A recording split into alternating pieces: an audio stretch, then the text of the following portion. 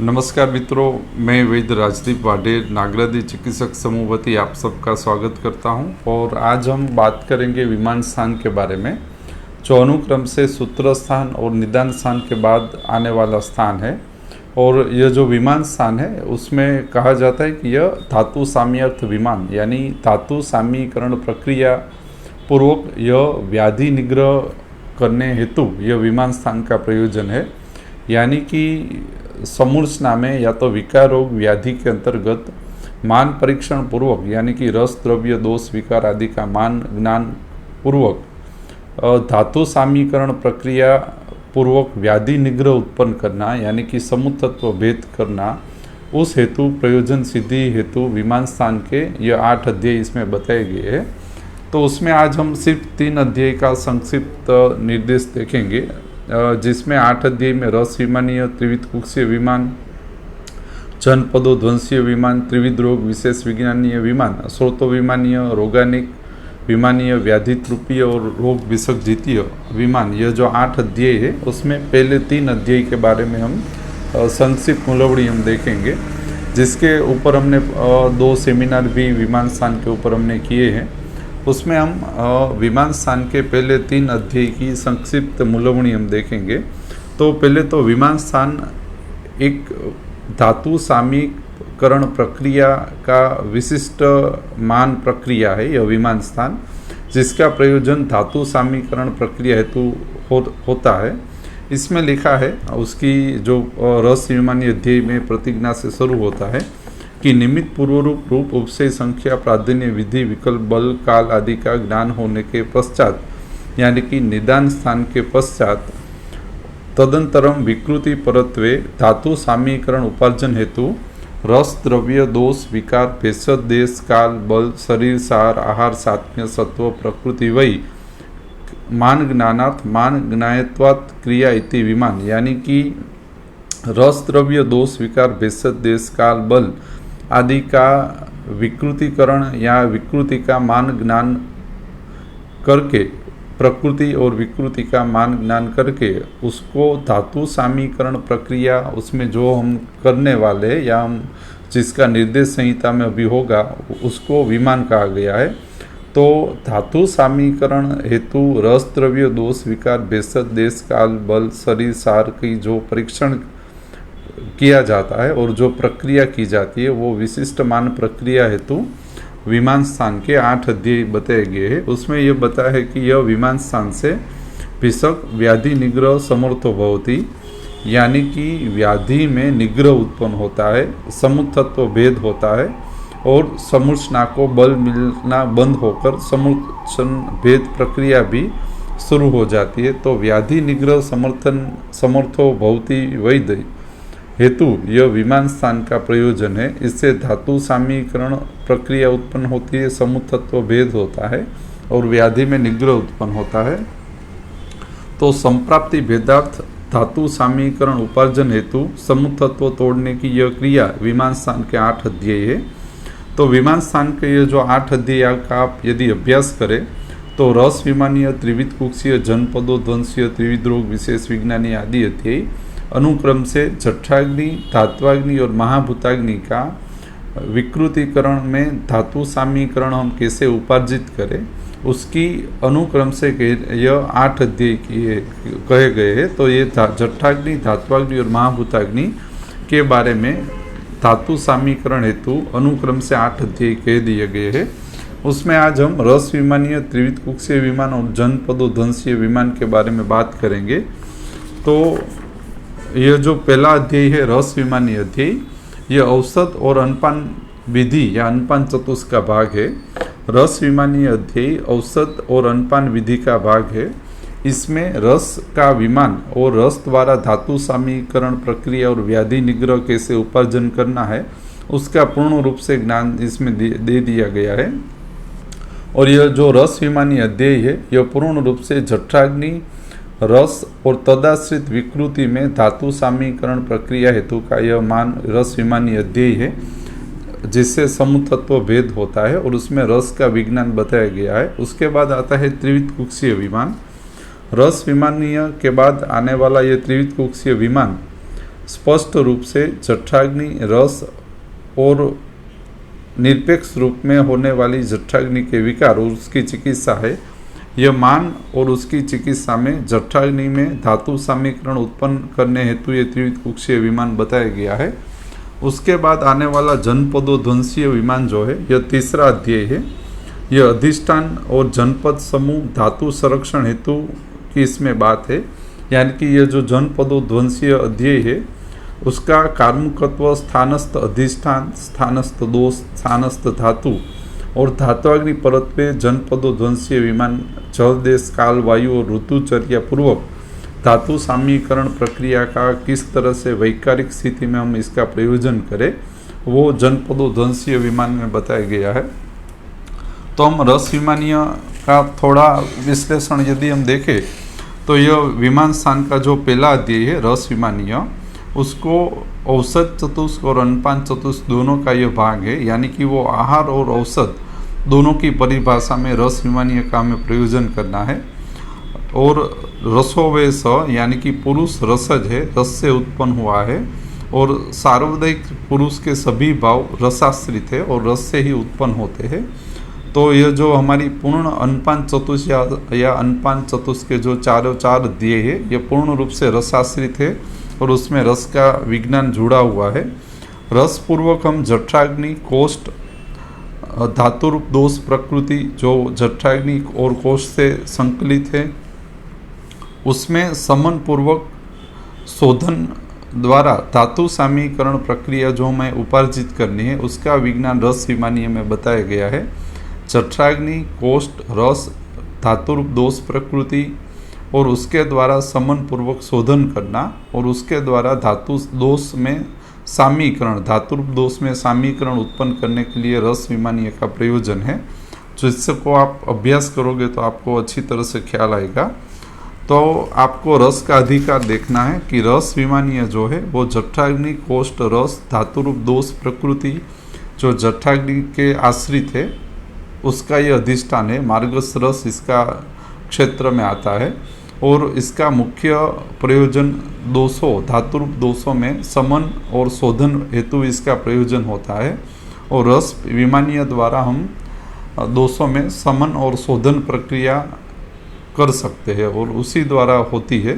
तो यह उसका विज्ञान आपको देखना चाहिए। जैसे कि स्वादु अम्ल लवण रस है वो वात सामक है, कटु तिक्त कसाई रस कफ सामक है और स्वादु तिक्त कसाई रस पित्त सामक है और इसके द्वारा वात, कफ और पित्त समन के स्वरूप धारण करते हैं और शोधन हेतु तैयार होते हैं।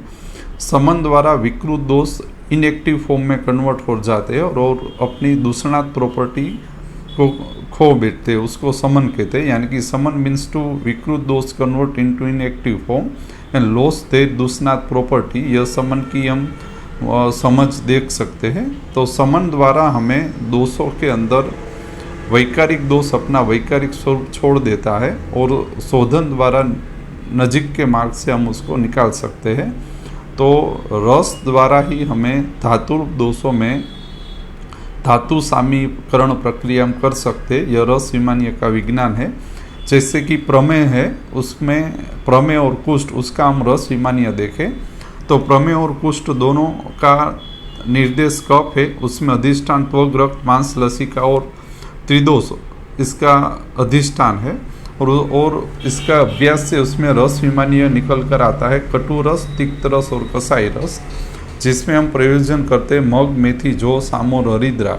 यानी कि कटु, तिक्त, कसाई रस आहार और औषध के रूप में प्रमेय और कुष्ठ में धातु रूप दोष प्रकृति को समन और शोधन हेतु तैयार करता है और उससे प्रमेय और कुष्ठ में व्याधि निग्रह उत्पन्न होता है और धातु सामीकरण प्रक्रिया होती है। तो यह रस विमानीय प्रमेय और कुष्ठ का, जिसका रस विमानीय निकला कटु, तिक्त और कसाई रस और उसमें जठराग्नि, कोष्ठ, रस और धातु दोष प्रकृति में धातु साम्य उत्पन्न होता है और व्याधि निग्रह उत्पन्न होता है। यह रस विमानीय का विज्ञान है। इसके बाद आता है त्रिविध कुक्षीय विमान।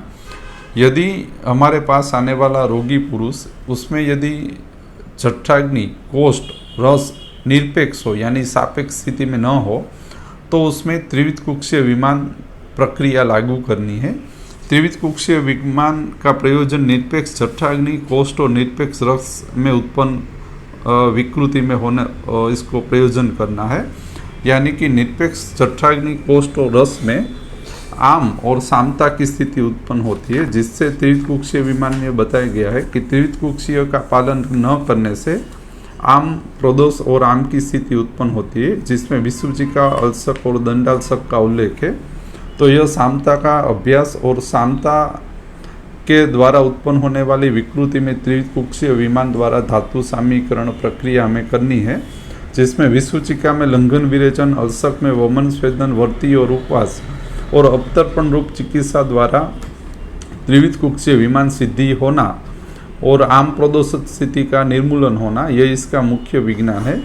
तो त्रिविध कुक्षीय विमान निरपेक्ष कोष्ठ, जठराग्नि, रस और सामता की स्थिति में धातु सामीकरण उत्पन्न करने हेतु इसमें चिकित्सा का प्रयोजन, अवतर्पण और लंघन आदि बताया गया है, जो निरपेक्ष कोष्ठ और जठराग्नि के अंतर्गत हमें प्रयोजमान करना है।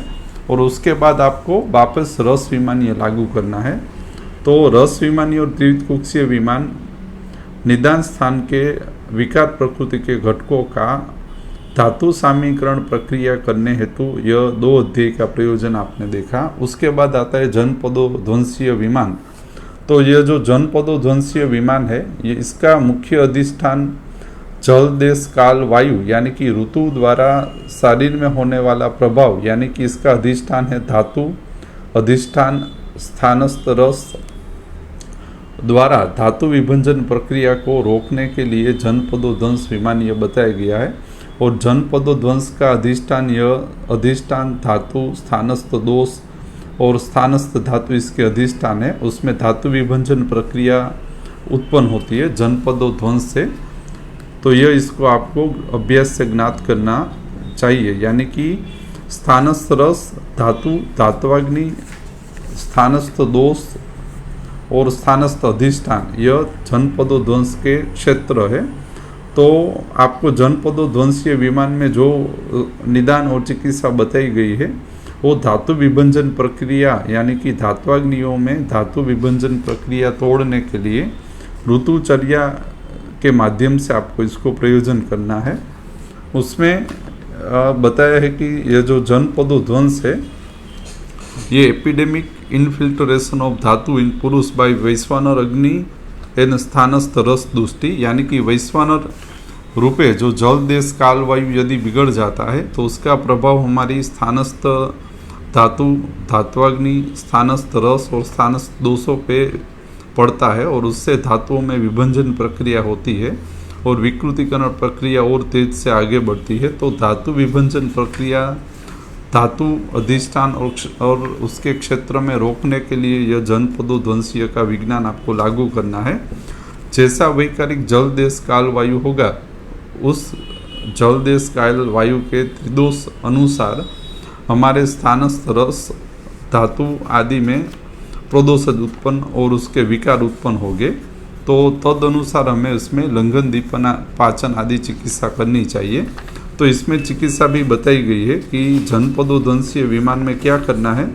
तो पहले तो यदि जनपदो ध्वंस ना हो, उसकी इसमें बताया गया है कि सत्कर्म, रसायन, धर्म पालन, सद्वर्तन आदि प्रक्रिया करनी चाहिए, रसायन देना चाहिए और अनुक्रम से तबक्कावार पंचकर्म करने वाले व्यक्ति या रोगी पुरुष या स्वस्थ को जनपदो ध्वंस नहीं होता। यानी कि धात्वाग्नि जिसकी अच्छी बनाई रखी है हमने, जिसमें रसायन चलाया हुआ है और सद्वर्तन दे दिया गया है, ऐसी अच्छी धात्वाग्नि और महाभूताग्नि वालों में जनपदो ध्वंस नहीं होता है। और यदि जनपदो ध्वंस विमानिया में जो धर्म पालन, सद्वर्तन, रसायन, पंचकर्म संशुद्धि का जो रोगी पुरुष या स्वस्थ व्यक्ति पालन नहीं करता है और उसमें यदि अधर्म और जनपदो ध्वंस के निदान यदि उसमें सम्मिलित हो तो उसमें धातु विभंजन होता है और जनपदो ध्वंसीय विकार समुदाय उत्पन्न होते हैं। तो जो सांप्रत समय में स्थिति है वो यह भी जनपदो ध्वंसीय विमान की स्थिति है। तो उसमें चिकित्सा बताई गई है कि यदि जनपदो ध्वंसीय विकृति उत्पन्न होती है तो उसमें आपको पहले तो निदान परिवर्जन करना है और तद पश्चात लंघन, दीपन, पाचन, दोषावसेचन, सद्वर्तन और धर्म पालन देना है। यह जो लंघन, दीपन, पाचन, दोषावसेचन है, यह आपको धात्वाग्नि, स्थानस्थ दोष और दोष के अनुसार आपको तय करना है। धात्वाग्नि, स्थानस्थ दोष और स्थानस्थ रस के अनुसार अनुक्रम से तय करना है। तो यह लंघन, दीपन, पाचन, दोषावसेचन और सद्वर्तन और धर्म पालन, यह धात्वाग्नि, स्थानस्थ रस, स्थानस्थ दोष और अधिष्ठान संरक्षण हेतु है। तो यह जनपदोध्वंसीय का संक्षिप्त मूलवणी है। तो हमने आज देखा कि रस विमानीय, जठराग्नि, रस, मार्गस रस और कोष्ठ और धातु दोष प्रकृति में विकृतीकरण यदि होता है तो उसका धातु सामीकरण प्रक्रिया है। त्रिविध कुक्षीय विमान, जठराग्नि, कोष्ठ और रस की निरपेक्ष स्थिति में हमें आम प्रदोषज होता है और त्रिविध कुक्षीय विमान प्रक्रिया इसमें हमें आमी की चिकित्सा इसमें लागू की है। इसके बाद आता है जनपदोध्वंसीय विमान, जो ऋतुचर्या और वैकारिक जल, देश, काल, वायु से हमारी धात्वाग्नि अधिष्ठान स्थानस्थ रस में विध्वंस होता है, उसको रोकने की यह प्रक्रिया है जनपदोध्वंसीय विमान, जिसमें लंघन, दीपन, पाचन, दोषावसेचन, पंचकर्म, सद्वृत्त, धर्म पालन आदि बताया गया है। तो यह भी हमें हमारे धात्वाग्नि संरक्षण हेतु लागू करना चाहिए। तो आज हम ये विमान स्थान के 3 ही अध्याय जो अनुक्रम से धातु सामीकरण प्रक्रिया का भाग है और उससे व्याधि निग्रह उत्पन्न होता है, समुतत्व भेद होता है और व्याधि की समुचना टूटती है। तो यह समुतत्व भेद हेतु, धातु सामीकरण प्रक्रिया हेतु 3 विमान स्थान के अध्याय यह विमान स्थान के प्रतिज्ञा के अंतर्गत बताए गए हैं, जो आपको अभ्यास, निदान, चिकित्सा में काफ़ी उपयोगी होंगे। तो थैंक यू।